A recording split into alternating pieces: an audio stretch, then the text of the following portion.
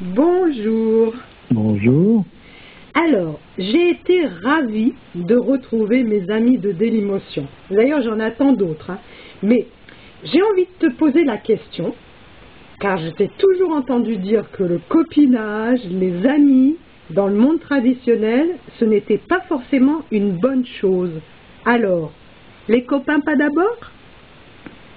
Oui, ça dépend comment on envisage la chose. Le copinage, c'est effectivement quelque chose qui est disons, qui est pernicieux, dans le sens que le copinage, c'est qu'on s'allie sur des plans où finalement on va stagner parce qu'on va s'épauler sur un plan qui nous tire toujours par en bas. Je dis les amis qui sont, comme par exemple quand tu es dans une étude traditionnelle, à un moment donné, tu es dans une position précise par rapport à des données, etc. Bon, que tu sois en rapport avec des gens qui sont dans cette direction-là, c'est effectivement, ce sont des amis on peut s'épauler là. Mais en général, c'est pas là que ça se passe. L'amitié, elle se fait sur un plan sentimental. Elle se fait sur des choses qui finalement te tiennent tout le temps le plus bas possible par rapport à ton potentiel. Tu veux dire qu'on te caresse le poil dans le sens de la pousse, mais pas forcément, plutôt dans tes faiblesses. Puis c'est pas qu'on te caresse, c'est qu'on se caresse mutuellement dans ce sens-là, dans le sens qu'il n'y en a pas un qui est meilleur que l'autre, là. Oui, d'accord. On cherche le copinage et le contact à un endroit où justement le fait d'ailleurs de chercher du contact, de chercher à rencontrer du monde, etc., c'est en soi-même déjà quelque chose d'une faiblesse. Voilà, c'est donc là où ça va pas. Quand même, l'amitié, c'est quelque chose d'important après l'amour. Oui, mais l'amitié, c'est pas ça. L'amitié, c'est pas de vivre ceci, cela, puis de partager, je sais pas quoi, comme c'est venu à la mode. L'amitié, c'est quelqu'un qui te pousse vers le haut, ou qui te tire contre en haut. Mais il y a des... Toujours. Ça existe, ça, quand même. Ah bon, ben, peut-être, mais alors, je veux dire, c'est l'exception qui va confirmer la règle. Parce qu'en principe, c'est plutôt des affinités sur un plan trivial, des affinités sur un plan sensible. Tu veux dire c'est des faiblesses qui s'allient entre eux? Voilà, c'est comme ça que ça se produit. Et c'est actuellement d'ailleurs, les mariages se font comme ça. On marie deux faiblesses, raison pour laquelle il y a un moment donné, donc les choses vont s'aggravant. C'est rare qu'actuellement qu'un mariage aille au-devant de quelque chose qui va se qualifier véritablement. En principe, ça part, c'est un naufrage souvent. À cause de ça, parce que le choix on pourrait dire, des personnages n'est plus fait selon des critères qui sont là pour justement que deux personnages s'épaulent ou de manière à se pousser constamment, à se tirer et se pousser mutuellement. Ils s'épaulent plus. Il se pleure dans le gilet, si on veut dire. Ah oui, d'accord. Tu vois un peu, c'est une manière d'exprimer. Mais je veux dire, ils sont dans des faiblesses. Et puis il y en a un, alors ça reste donc des amitiés ou des amours sur le plan sentimental, mais ça vaut pas grand-chose. Ça apparaît valoir beaucoup, parce que quand on vit ces choses-là, on a l'impression que je sais pas quoi, mais en réalité... On apporte mutuellement des choses. Mais en réalité, c'est tout faux. Mais tu veux dire que quand c'est basé sur quand c'est sur une base de complémentarité, ça va pas? Et c'est des complémentarités qui restent toujours sur le plancher des vaches. Ce qui veut dire que donc on s'aide mutuellement à rester sur le plancher des vaches. On ne s'aide pas à s'élever de ce plancher. Parce que ça crée, à un moment donné, quand il y a une aide vraiment pour se sortir de ça, il n'y a plus ce côté sentimental et compréhension dans le sens où on l'entend sur le plan psychologique actuel. Il y a au contraire, il y a une espèce il y a comme une espèce de, comment dire, il y a une gageure constamment là. Ouais. Tu vois, il y a quelque chose qui, tu es stimulé. Donc tu es stimulé de manière à devoir te dépasser constamment. Alors c'est ça la vraie amitié. La vraie amitié, c'est se stimuler mutuellement pour se dépasser. Pas pour se comprendre dans les choses où justement il faudrait qu'on se soigne, c'est se stimuler pour dépasser toute chose. Voilà l'amitié, autrement c'est de l'amitié bidon, et c'est ce qui faisait d'ailleurs dire, en tout cas en grande partie à Richelieu, Seigneur protégez-moi de mes amis, de mes ennemis je m'en charge, parce que c'est de la glu, c'est de la colle. On prend l'ennemi, tu fais face à quelque chose, tandis que là, non, c'est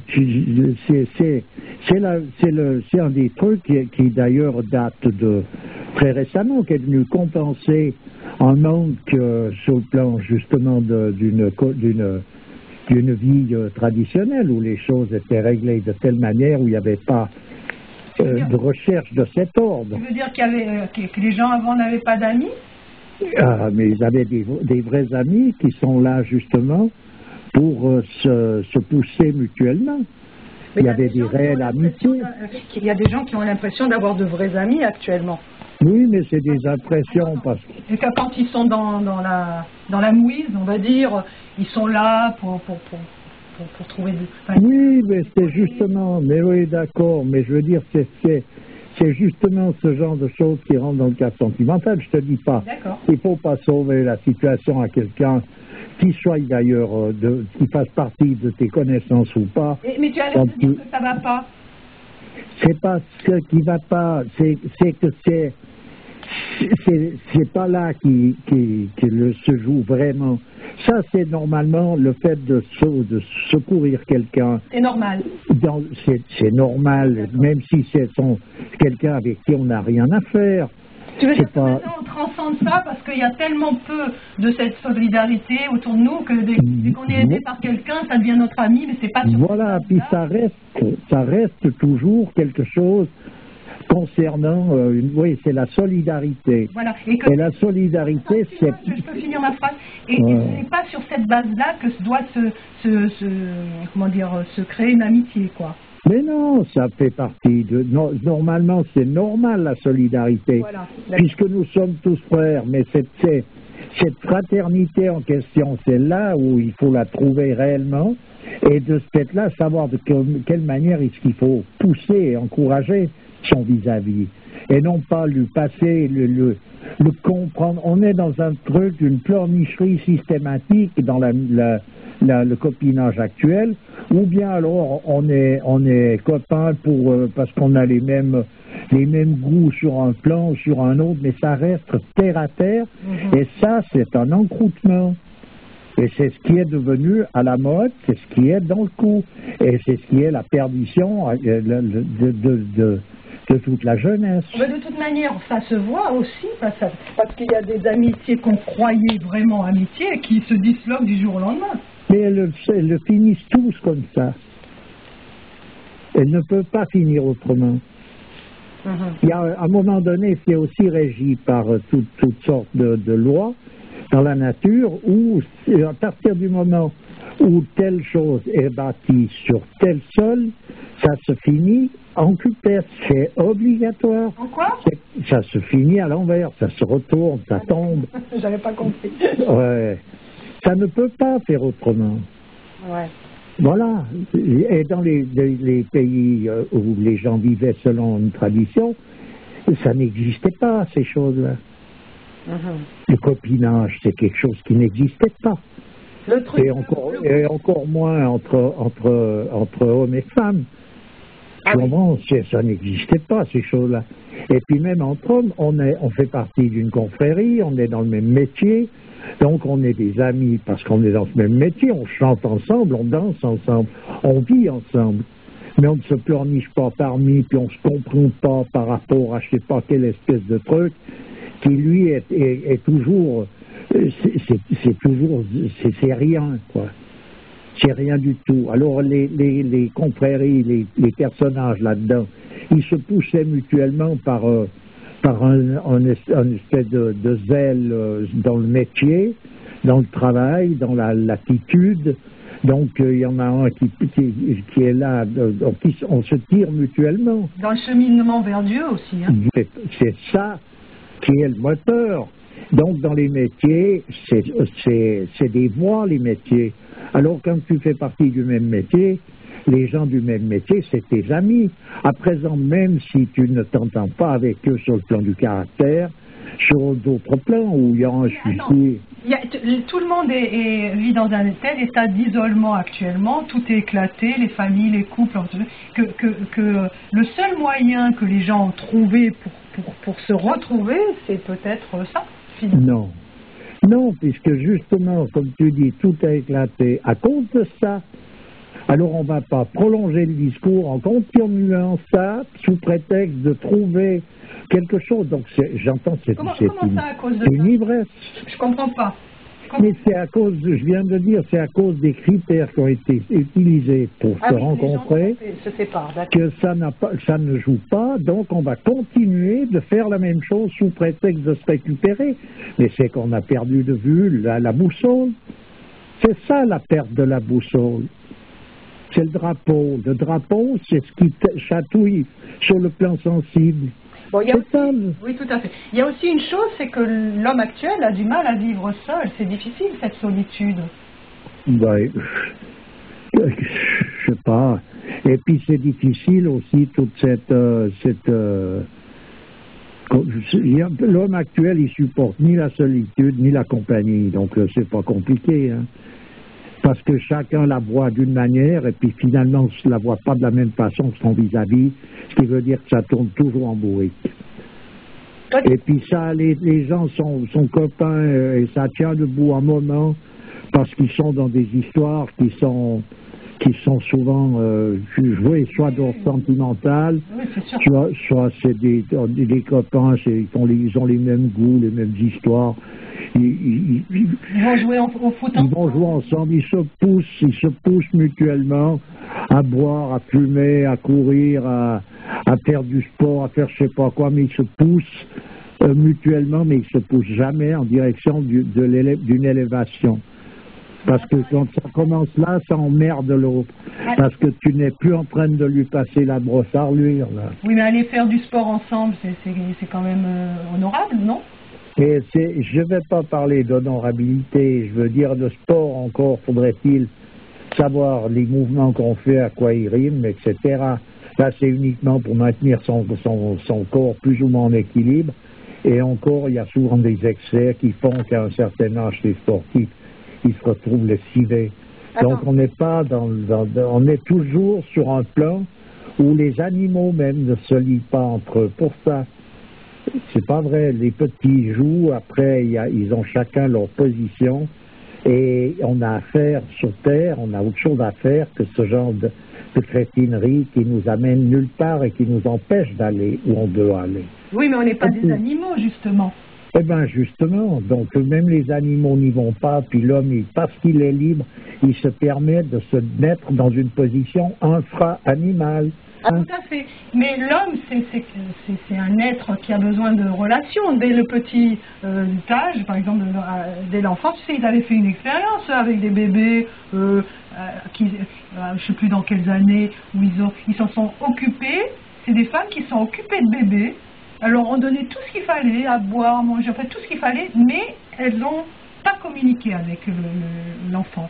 Et bien ils sont tous morts au bout d'un moment. Tous morts. Bon, c'est une expérience sordide, hein, bon, comme la plupart des expériences qu'ils font actuellement.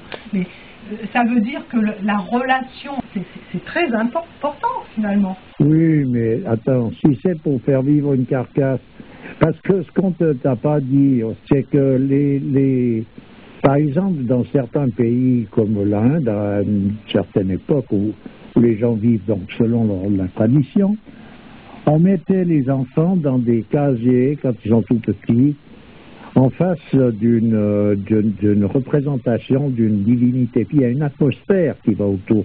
Parce qu'un petit enfant, il est surtout touché par l'état dans lequel se trouvent les adultes qui sont autour de lui. C'est l'état qui le touche, c'est cet état. Ouais. Donc c'est pas le fait d'être en train de lui parler ou d'être en silence, c'est dans l'état dans lequel les adultes en question se trouvent. Oui, d'accord. Les mamans mettaient ses enfants dans des casiers, là, comme les uns à côté des autres, mais ils ne se voyaient pas entre eux. Mais ils étaient face, par exemple, à la statue qui représente un attribut divin, et ils sont dans un silence, ils sont dans la nature, là. Ils manquent de rien parce que les mamans, très discrètement, leur donnent ce qu'ils ont besoin, et ils sont toujours là, en face de cette chose-là. Ils ouvrent les yeux, ils sont là, ils sont présents. Et ils sont dans une atmosphère. Ben, je vais te dire, ils les laissaient le plus longtemps possible. En général, c'est des petits restés des fois jusqu'à 2 ans dans cette situation-là. Oui. Et quand le moment vient de bouger, de remuer, de changer d'histoire vraiment, ils le manifestent. Et la maman se charge de les mettre, de faire la suite. On les oblige pas, on les contraint pas à faire quoi que ce soit. On les positionne dans une position qui correspond parfaitement à leur état, mais il faut être soi-même dans un état qui est aussi en concordance. D'accord. Ces effets d'expérimentation de crétins, évidemment, qu'est-ce que tu veux aller retrouver là-dedans? Il y a une seule chose à déduire, c'est qu'on en est arrivé à un tel point de décrépitude que franchement parler, c'est sordide du début jusqu'à la fin. Voilà. Bon, ben écoute, je te remercie. Brassens n'a plus qu'à aller se coucher avec sa guitare. Ah ben d'accord. Non, mais moi je sais pas que je veux tout détruire. Mais je veux dire, si on me pose la question, voilà où en sont les choses. Eh ben écoute, je te remercie. À bientôt. À bientôt. Au revoir. Au revoir.